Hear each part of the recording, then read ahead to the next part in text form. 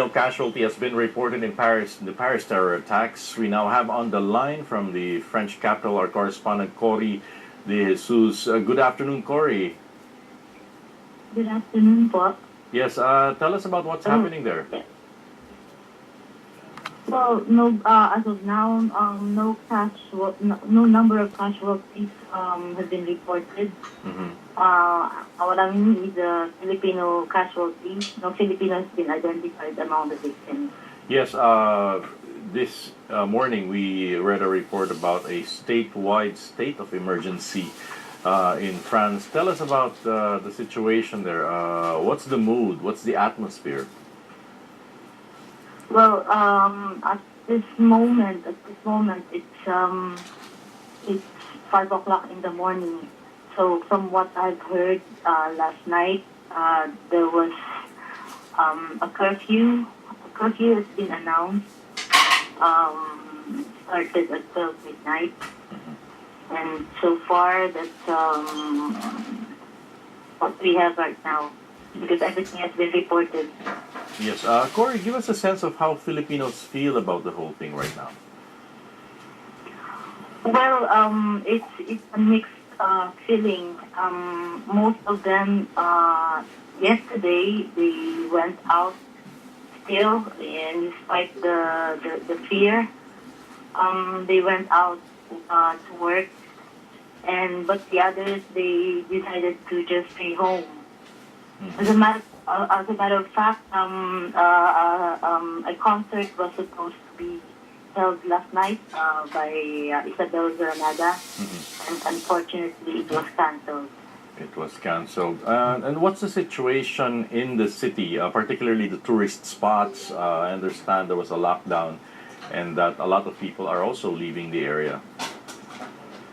Yes, although there were also some tourists who stayed and just go around Paris, especially in Champs-Élysées. But it's very noticeable that the usual number of tourists is not the same. Especially at the Eiffel Tower, there were not really a lot of people. Cory, Caroline Howard here. Other countries have been holding candlelight vigils. What's it like out there in the French capital? Well, it's the same thing. Some people were putting some flowers and candles, especially in the vicinity of the crime scene. We went. I was there yesterday with Sir Danny Lenafe, and there were a lot of people who offered flowers and prayers and candles as well. You mentioned mixed emotions earlier. I wonder whether part of the emotions has anything to do with the voice of condemnation that other nations are throwing in, including no less than the Pope, no? Yung galit at hatred na in-expect natin nagmula sa terror attacks na ito. Meron din bang ganong klaseng sentimiento liban dun sa parang pangungulila na nararamdaman dyan ngayon? Among the Filipinos? Yes. Including Filipinos or even French nationals in general. Well, as of now, from what we've seen yesterday, not really a lot of people want to talk. And there were some witnesses though that didn't really want to express themselves.